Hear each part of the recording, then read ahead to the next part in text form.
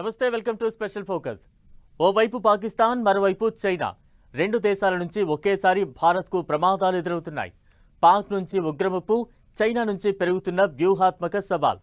దీంతో భవిష్యత్తులో భారత భద్రతకు అసలు పరీక్ష ఎక్కడి నుంచి ఎదురుకాబోతోంది?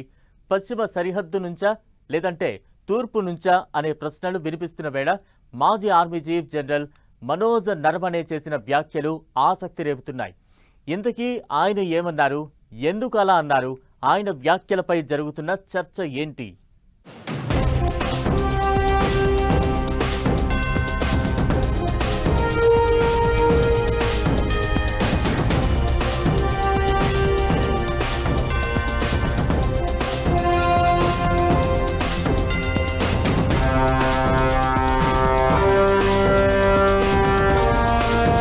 ఓవైపు పాకిస్తాన్, మరోవైపు చైనా. రెండు వైపుల నుంచి భారత్కు ముప్పు. పాక్ కాదు, అసలు ముప్పు చైనానే. ఆర్మీ మాజీ చీఫ్ నరవణే ఆసక్తికర వ్యాఖ్యలు. భారత్కు తక్షణ ముప్పుగానే పాకిస్తాన్. దీర్ఘకాలిక పోటీ చైనాతోనే అన్న నరవణే. నరవణే మాటలకు అసలు అర్థమేంటి?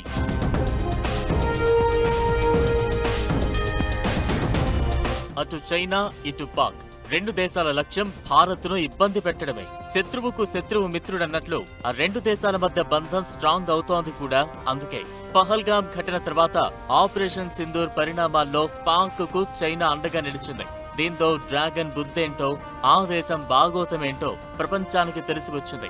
ఇక ఈ రెండు దేశాలు సరిహద్దుల్లో చేసే ఓవర్ యాక్షన్ అంతా ఇంతా కాదు. నక్కబుద్ధులు చూపిస్తూ తోక జాడిస్తూనే ఉంటాయి. అయితే భారత్ ఎప్పటికప్పుడు అలర్ట్ గానే ఉంటోంది. వాళ్లకు అర్థమయ్యే భాషలోనే ఆ రెండు దేశాలకు బుద్ధి చెబుతూ ఇండియన్ ఆర్మీ పవర్ చూపిస్తోంది. జనాలను గాలికి వదిలేసి ఉగ్రవాదులను మేపుతూ వాళ్లను పాకిస్తాన్ మన మీదకు పంపిస్తుంటే మన పొరుగు దేశాలను గుప్పిట్లో పెట్టుకుని కుతంత్రాలు చేస్తోంది చైనా. దీంతో ఆ రెండు దేశాల్లో ఎవరు ప్రమాదం, ఎవరి నుంచి ఎక్కువ ప్రమాదం పొంచి ఉంది అనే ప్రశ్నలు వినిపిస్తున్న వేళ మాజీ ఆర్మీ చీఫ్ జనరల్ నరవణే చేసిన వ్యాఖ్యలు ఇప్పుడు కొత్త చర్చకు కారణమవుతున్నాయి.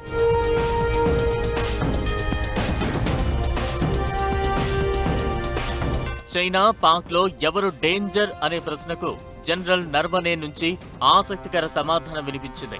పాకిస్తాన్ ప్రస్తుతం తక్షణ ముప్పి అయినా రాబోయే సంవత్సరాల్లో భారత్ కు ప్రధాన పోటీదారు మాత్రం చైనానే అని ఆయన తేల్చి చెప్పారు. చైనా, పాకిస్తాన్ రెండింటినీ ఒకే విధంగా చూడలేమని స్పష్టం చేశారు. రెండు దేశాలతోనూ భారత్ యుద్ధాలు చేసిందని, ఇరువురితోనూ సరిహద్దు వివాదాలు కొనసాగుతున్నాయని గుర్తు చేశారు. అయితే పాకిస్తాన్ నుంచి కొనసాగుతున్న ఉగ్రవాద ముప్పు కారణంగా ప్రస్తుతం భారత దృష్టి పశ్చిమ సరిహద్దులపైనే ఉందని, అయితే వ్యూహాత్మక లెక్కల్లో చైనానే ప్రధాన ప్రత్యర్థిగా ఎదుగుతుందని నరవణే వివరించారు. చైనాను శత్రువుగా కాకుండా ప్రధాన పోటీదారుగా చూడాలంటూ ఆయన చేసిన సూచనలు ఇప్పుడు హాట్ టాపిక్ అవుతున్నాయి. చైనాతో పోటీ కేవలం సరిహద్దుల్లోనే ఉండదని, రాజకీయాలు, ఆర్థిక వ్యవస్థ, వాణిజ్యం, సైనిక రంగం ఇలా అన్ని రంగాల్లోనూ రెండు దేశాల మధ్య పోటీ పెరుగుతుందనేది ఆయన అభిప్రాయం. పోటీ ఉన్న చోట కొంత ఘర్షణ సహజమే అయినా ప్రతి విభేదం యుద్ధంగా మారాల్సిన అవసరం లేదని నరవణే స్పష్టం చేశారు. చైనాతో సమస్యలను చర్చలు, దౌత్యం, సంభాషణల ద్వారా పరిష్కరించుకోవడమే భారత్ తొలి ప్రాధాన్యత కావాలని సూచించారు.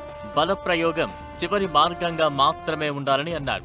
దౌత్యం పనిచేయని పరిస్థితి వస్తే భారత్ వెనక్కు తగ్గకుండా ఉండేందుకు బలమైన సైనిక నిరోధక శక్తి తప్పనిసరిగా ఉండాలని స్పష్టం చేశారు. నరవణే మెసేజ్ తో అర్థమయ్యేది ఒక్కటే: చర్చలకు సిద్ధంగా ఉండాలి, కానీ బలహీనంగా కాదు.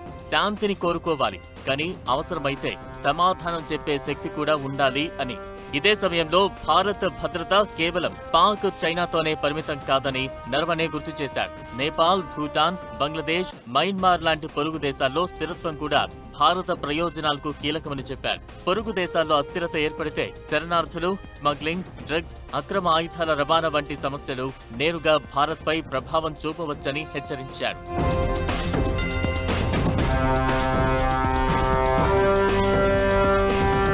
నిజానికి పాక్ తో కంపేర్ చేస్తే చైనాతోనే భారత్ కు భవిష్యత్తులో ఎక్కువ ప్రమాదం. చైనాది నక్కబుద్ధి. తనకు సరిహద్దుల్లో ఉన్న దేశాలు ప్రధాన శక్తి కేంద్రాలుగా మారడాన్ని డ్రాగన్ ఏమాత్రం సహించలేదు. ఇప్పుడు మన దేశం విషయంలోనూ అలానే కనిపిస్తోంది. భారత్ ఎదుగుదలను జీర్ణించుకోలేకపోతున్న చైనా మన పొరుగు దేశాలను తన వలలో వేసుకుంటోంది. తూర్పున బంగ్లాదేశ్, పశ్చిమాన పాక్ను రెచ్చగొట్టి భారత్ను బలహీనం చేసే ప్రయత్నాలు చేస్తోంది. పాకిస్తాన్ అనేది చైనాకు ప్రాక్సీ లాంటిది.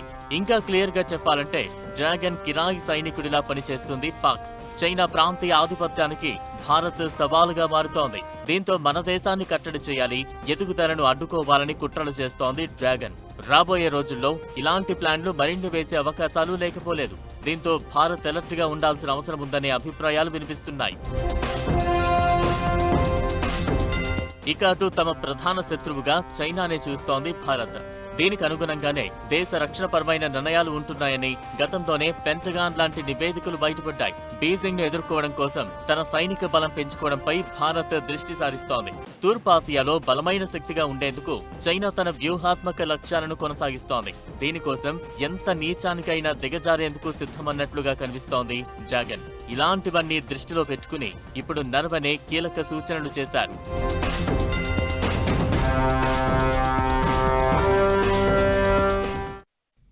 నరవనే వ్యాఖ్యలతో ఇప్పుడు పాక్, చైనా నుంచి భారత్ ఎదుర్కొంటున్న ముప్పులపై చర్చ మొదలైంది. అసలు ఆ రెండు దేశాల నుంచి ఎలాంటి ప్రమాదాలు పొంచి ఉన్నాయి?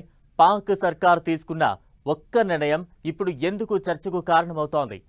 భారత్ చుట్టూ చైనా చేస్తోన్న కుట్రలు ఏంటి? బ్రిక్స్ సమావేశాల్లో భాగంగా భారత్లో జిన్పింగ్ పర్యటిస్తున్నారనే ప్రచారం జరుగుతున్న వేళ అదే నిజమైతే రెండు దేశాల మధ్య వివాదాలకు ఫుల్ స్టాప్ పడుతుందా?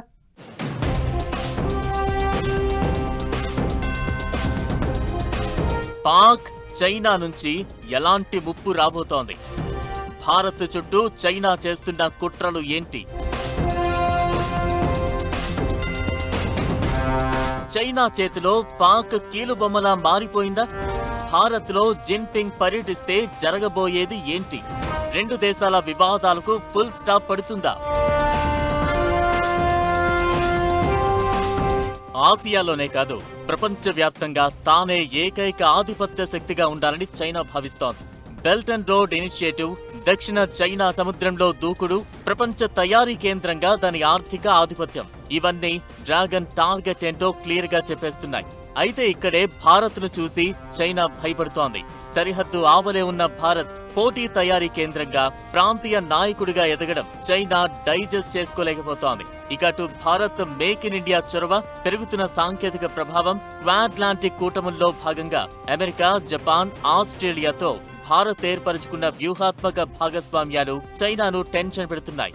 దీనికోసం ఆ దేశం చేస్తున్న దరిద్రపు వేషాలు అన్ని ఇన్ని కావు. ఉపఖండ వివాదాలతో లింక్ చేసి భారత్ను బలహీనం చేయాలని చైనా ప్లాన్ చేస్తోంది. ప్రాంతీయ తగాదాలతో బిజీగా ఉండేలా చేసే ప్రయత్నం చేస్తోంది. దీనికోసం మన పొరుగు దేశాలను ఆయుధాలుగా వాడుకుంటోంది. ఇలాంటి పరిస్థితుల్లో సరిహద్దు దేశాలతో భారత్ స్థిరమైన సంబంధాలు కీలకంగా మారే ఛాన్స్ ఉంటుంది.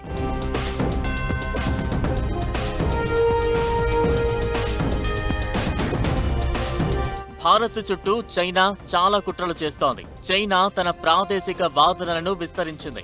తైవాన్, దక్షిణ చైనా సముద్రంపై మాత్రమే చూపిస్తున్న కోర్ ఇంట్రెస్ట్ ను ఇప్పుడు అరుణాచల్ ప్రదేశ్ కూడా అప్లై చేస్తోంది. అరుణాచల్ ను దక్షిణ టిబెట్ గా పిలుస్తున్న చైనా అక్కడ వాస్తవాధీన రేఖ వెంట సైనిక మోహరింపును భారీగా పెంచింది. తవాంగ్ లాంటి వ్యూహాత్మక ప్రాంతాల్లో చైనా చొరబాట్లను అడ్డుకునేందుకు భారత సైన్యం కూడా రికార్డు స్థాయిలో ఆయుధాలను, బలగాలను మోహరించింది. ఇక దక్షిణాసియాలో భారత్ ఎదుగుదలను అడ్డుకోవడానికి తన మిత్రదేశం పాకిస్తాన్ ను ఆయుధశాలగా మారుస్తోంది చైనా.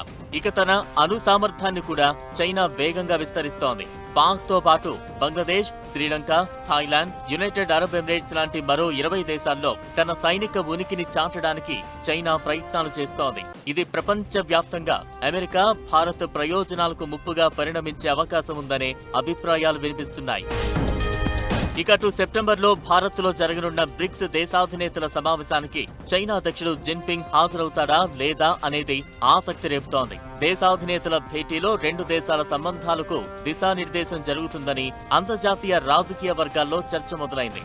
భారత్ చైనా సంబంధాలలో స్థిరత్వం అనేది ఆసియా ఖండానికే కాకుండా ప్రపంచ శాంతికి కీలకం. 2020 గల్వాన్ ఘటన తర్వాత 4 ఏళ్లు రెండు దేశాల మధ్య సంబంధాలు తీవ్రంగా దెబ్బతిన్నాయి. 2024లో రష్యాలో ఖజాన్లో బ్రిక్స్ శిఖరాగ్ర సమావేశంలో మోదీ, జిన్పింగ్ సమావేశం, సరిహద్దు గస్తీ ఒప్పందం రెండు దేశాల సంబంధాల్లో ఘర్షణ తగ్గించాయి. అయితే రెండు దేశాల మధ్య పూర్తిగా విశ్వసనీయత కనిపించని పరిస్థితి.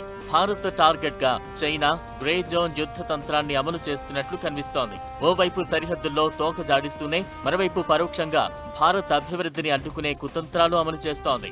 పాక్, బంగ్లా, నేపాల్, మయన్మార్, శ్రీలంక, మాల్దీవులతో జతకట్టి ఇండియాను ఇబ్బంది పెట్టే ప్రయత్నం చేస్తోంది. ఇక అటు ఈశాన్య భారతంలో ఉగ్రవాద ముఠాలకు మద్దతు తెలుపుతూ దేశాన్ని అస్థిరం చేయడానికి ప్రయత్నిస్తోంది. ఇక అటు భారత్ కూడా గత 2.5 దశాబ్దాలుగా చైనాతో వ్యూహాత్మకంగా వ్యవహరిస్తోంది. ఓవైపు వ్యాపార వాణిజ్య సంబంధాలను పటిష్టం చేసుకుంటూనే మరోవైపు సరిహద్దులలో సైనిక శక్తిని మెరుగుపరుచుకోవడానికి ప్రయత్నిస్తోంది. ఇక అటు పాక్ సంగతి మరో లెవెల్.